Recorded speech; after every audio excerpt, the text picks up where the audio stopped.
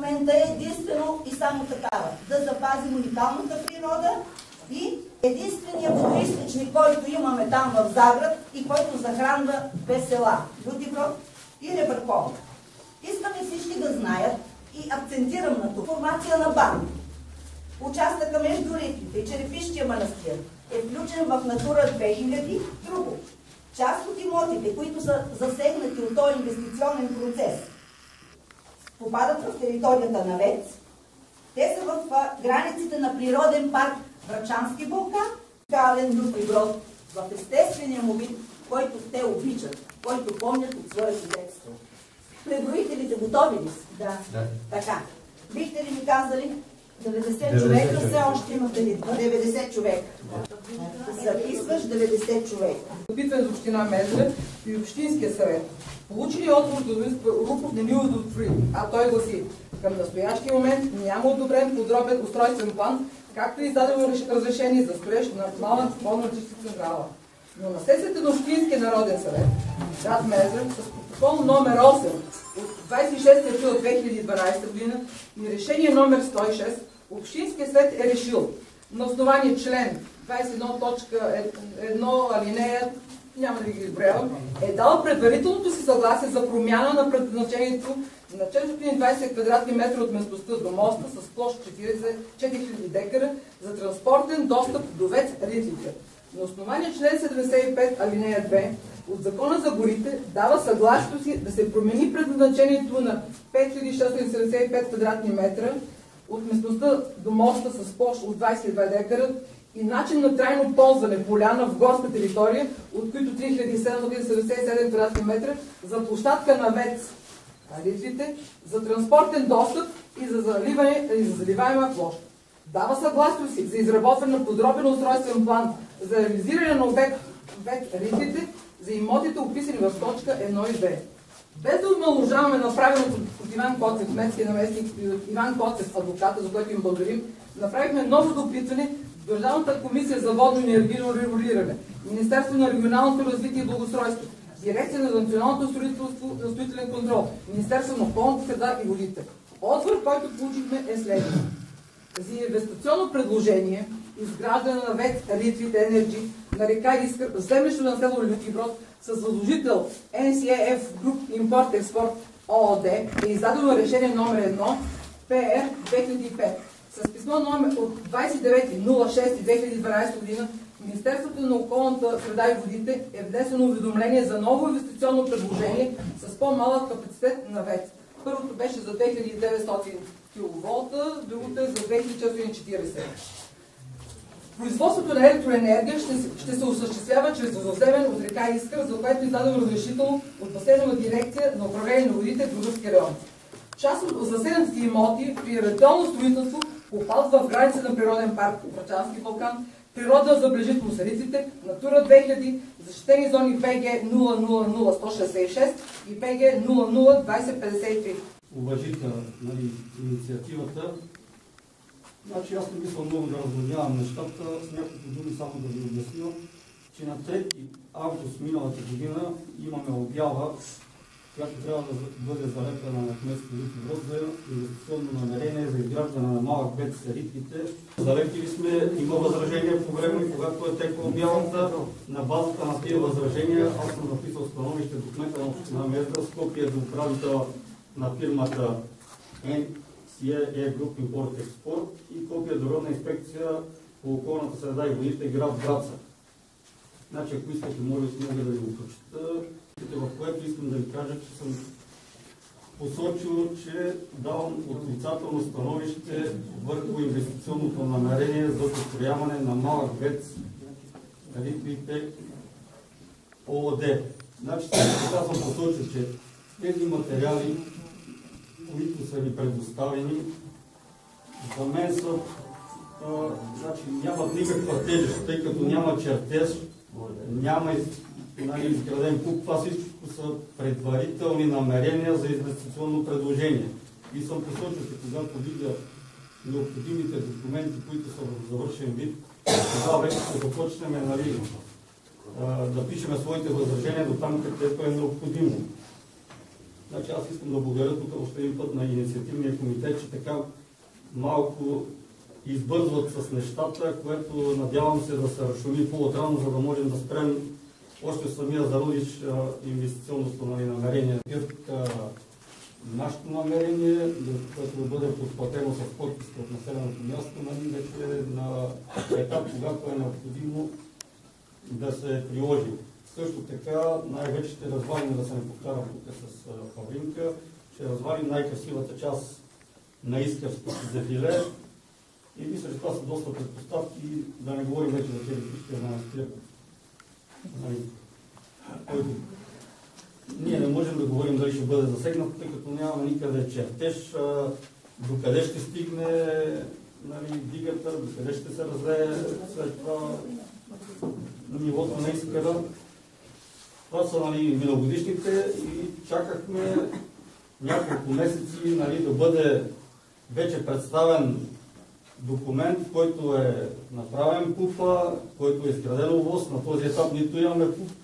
Поне до мен няма такава документация, нито за ПУП, нито за оценка върху въздействието на околната среда и водите. А за мен това са двата най-важни документа, следствие на които ще бъде направен проект. Значи аз си мисля, че без тези документи проект просто е невъзможно да бъде направен. Това е, което имам да ви кажа и мога да ви кажа. Ако имате някакви въпроси в течение на времето, не толкова отговаря.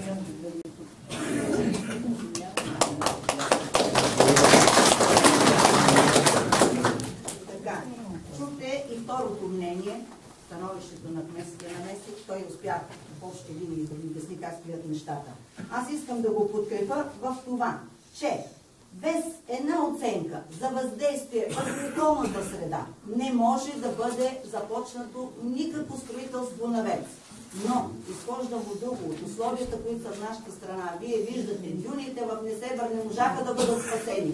Там земите беха преименувани, беше направена заменка и отидаха дюните. А тук също имаме трансформиране от горски фонд в ливада, пише го в едно от писмата.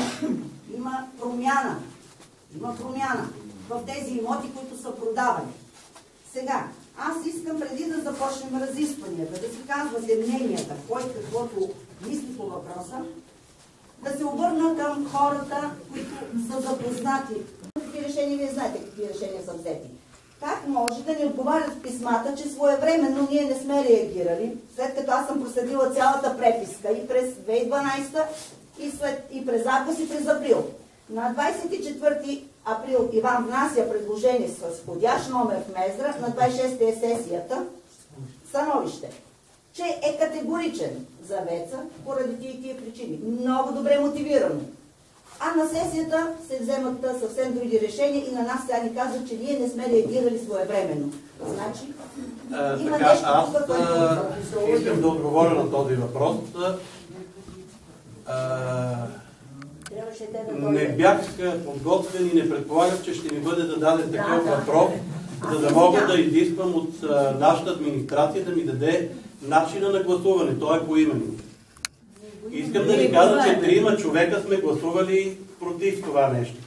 Един от тях е господин Дамяновски. Знаете, че той е планинар, той е човек, който обича природата и той беше човека, който се застъпи и да стана против това инвестиционно намерение. Понякога нашата лична позиция и нашите огромни желания не кореспондират с законодателството. Определен вид реакция, определен вид искане има предвиден от закона начин. И ако наистина ние сме го пропуснали, затова не можете да ни се сърдите, разбирате ли? Въпреки нашите добри намерения и добри желания. Затова вие трябва да си следите сроковете, трябва да си следите реда какъв е да реагирате на тези неща и вече оттам насетне в наше лице вие ще получите абсолютно пълно съдействие. Пак ви казвам, понякога доброто ни желание и добрите ни намерения изобщо не кореспондират с законодателството. Законодателството е създадено от по-големи и по-умни хора от нас и то трябва да се изпълнява. Това значи, че ако сме пропуснали определени срокове, ние не можем да го променим. Разбирате ли? Така че бъдете особено осторожни, особено внимателни и не пропускайте тези неща. А каквото зависи от нас, говоря за себе си лично, Предполагам, че и колегите ще имат подобна позиция. Ние няма да позволим такова нещо да се случи. Поне аз не бих го направил категорично. Искам да ви отговоря на вашия въпрос. Всеки съветник има своя лична позиция. И той я изразява по съответния начин. Съответно лобира, обяснява защо неговата позиция е точно такава. Аз не искам да влизам в тази дребната част и да създавам интрига между колегите, които работиме в комисиите на Общинския съвет. И не искайте от мен да спомена имена и това нещо да го направя, да го превърна в някаква клика. Няма да го направя. Въпреки, че на няколко сесии, ако следите сесиите, аз искам да провокирам колегите да обяснат позицията си по определени въпроси. Те ми казват, че не са длъжни да ми дадат обяснение, затова и аз не мога да ви отговоря. Попитайте ги тях, когато те това искат да пояснят хората тук. Казвам си Иван Бунчев. Сега вижте, това, което сме събрали е едно престъпно начинание на някакво деяние, на някой си Николай Йотов, който не се знае кой седи зад гърба му от властта, предполагам. И разни хора сега си траят, нали, и така нататък. Кой е дал право да се тръгне и да се говори за такова нещо? Когато първото нещо в тая държава е живота на населението. Как ще лишат 2 села от питейна вода, извиняйте? Как ще лишат 2 села от питейна вода? Как ще компенсира това нещо? Това престъпно начинание трябва да се ликвидира, господа от... Много сериозни дебати относно това нещо, но предварителното проучване по никакъв начин не се ангажира с по-нататъчно изпълнение на това инвестиционно намерение. Сега има едни малки подробности, че когато са се определяли тези точки на ВЕЦ-овете по река Искър, това се е случило от 2001 или 2002 година, когато все още не са били защитени, не са определени защитените територии, Натура 2000, въобще всички тези ограничения, които се налагат относно опазването на околната среда. Това става 2007 година, малко по-късно.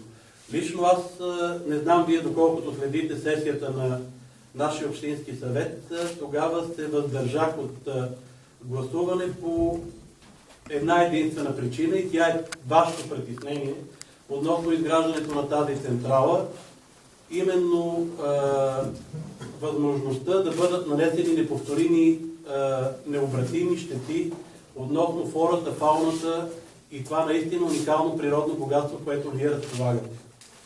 Наистина ние като общински съветници уважаваме абсолютно всички инвеститори, които идват на територията на община Мездра. И винаги се стараем да им създадем необходимия комфорт. Но повярвайте ми, няма цена, която да ни накара да вземем решение, което да нанесе щети и вреди на жителите на нашата община Мездра. Поне моята позиция ще бъде такава до край, без значение какво ще ми струва това нещо. Към днешна дата в Общински съвет Мездра няма подадени документи за направа на ПУП, за частично изменение на регулационния план. Но искам и нещо друго да засегна. Чувам, че вие си продавате земите от една страна да си приберете парите, от друга страна не го дувате. Не продавайте си земите, без вашите продажби няма как да се случи това нещо. Най-малко.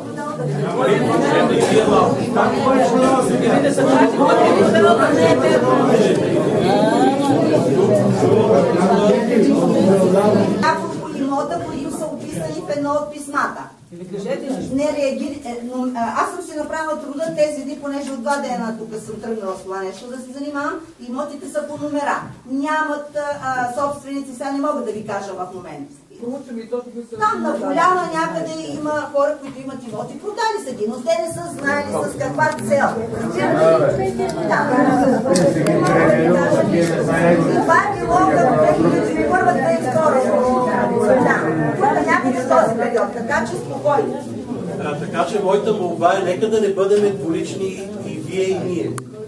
Аз открито заявявам, предполагам, че колегите, които са тук, ще ме подкрепят, че към днешна дата заявявам най-откровенно и най-честно пред вас, че в Общински съвет Мездра не са постъпили документи относно това, което ви притеснява.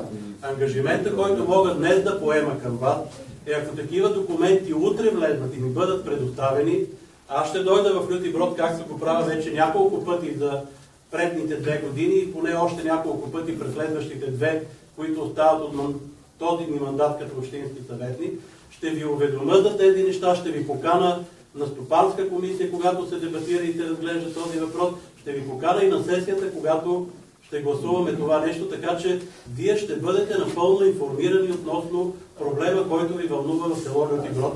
И в мое лице, предполагам и че в лицето на колегите, вие ще имате едни доста така сериозни застъпници за каузата, за която ще се събрави тази. Аз ви пожелавам успех и да знаете, че можете да разчитате на нас.